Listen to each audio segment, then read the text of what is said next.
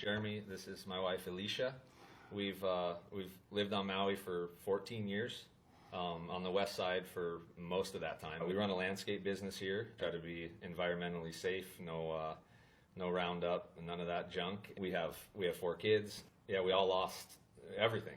We have each other, but we literally, everything I'm wearing, everything we're wearing is loaned to us by the grace of friends and family and just random people. All the food we've eaten, all the hospitality we've been shown, it's all been from our community. You mentioned today in the speech anything from FEMA or Red Cross that you've directly received that you're aware of? I've never heard from them, or I've never personally seen anyone from any governmental organization at all. I've seen them on the news, but I've never seen one or heard from any of them. So it's all been just the amazing spirit of connectivity that Maui's brought. The homes we all bought years ago were already kind of the bottom of the barrel, probably, so to speak, just dilapidated and stuff. And then we've all put just years, like in our house, we put 8 years of love and effort. Some technical issues here in the war zone, but essentially literally. you saw sparking. Yeah, and on that's a live a wire. really good point. We hear it on the media a lot, this being called a wildfire, natural occurring almost, kind of. And I'm just telling you right now, that's just absolutely untrue. The moment that we start to provide reasonable doubt that this was not a natural disaster, then the burden of proof is on the state to prove that it was in order to call this a natural disaster. Because that the Attorney General of Hawaii has already done some kind of a lawsuit against the state of Hawaii or the governor. I don't know the details of that, but if anyone's listening to that, if you're an attorney or someone that can help us, please let us figure out what that means, and is it real or is it some kind of strategy? All right, continue. You know, we knew there was a fire early on, and we have some friends who are firefighters too. And then we were told that it was all handled. You know, that was what, 9 in the morning or something. Yeah, about that. But the fire was 100%. 100% contained. Yeah. So Maui News. So if anyone has a screenshot of that, they actually went back to sleep because they had a long night working.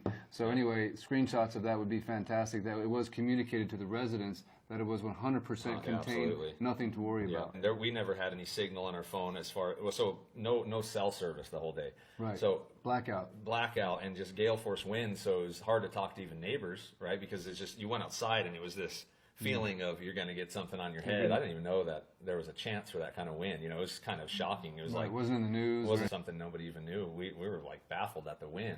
And we had heard that the fire department had waited on the original 3-acre fire for 5 hours just to make sure it was contained, even after they said it was contained. When they eventually went back to the fire station to kind of regroup, all that, within 20 minutes, they were full force called back to a fire that we now know of is the one that really burnt the city down.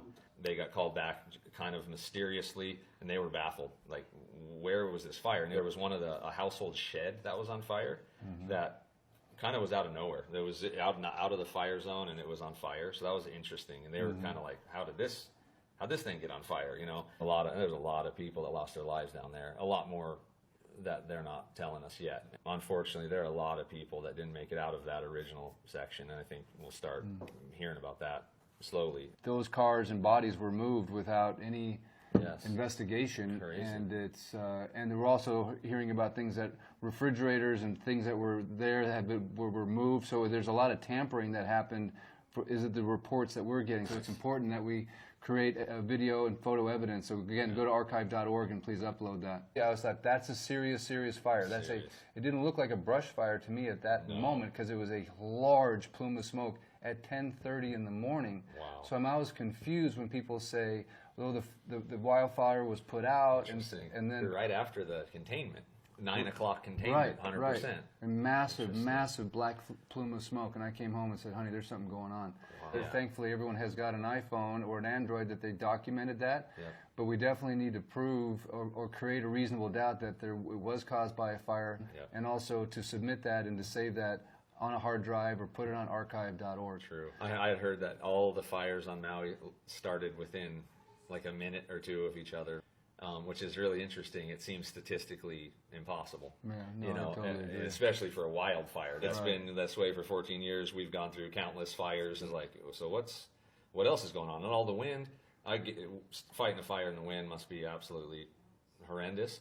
But fighting it without water is the thing that's so bizarre. It's that- impossible. So what do you know about that? Do you know, have you, Yeah. just from what you, Well, You we know. also debated evacuating, but we couldn't because the road Yeah. directly below us, the cars weren't moving on that, and we also had a city bus directly in front of our house, which city buses never come down our street, and he was idling outside of our house for in traffic. 2+ hours. Yeah. so you have like gridlock outside Yeah, your we house. couldn't go wouldn't have anywhere left anyways, even if we anyways. wanted to leave Really? earlier. But with the wind, it was so crazy. It's like, we can't go anywhere. All the stuff's just going to get blown out of the back of my truck. Got no camper or anything. Right. And we're just sitting there with the kids, like, what are we doing here? So we went back inside, used a propane camp stove to make dinner, and hung out there, and kind of we're stuck, basically, and all of our neighbors, too. And what was it, 9:30 maybe? Yeah, we I could don't, hear that's true. up above Somebody our on a bullhorn. house Heard saying, something. "Get Kind of out." in a panic, which is unusual to a normal evacuation. Would be like, evacuate now, evacuate the premises. It was like, evacuate now, like yelling and driving fast. Like it was kind of,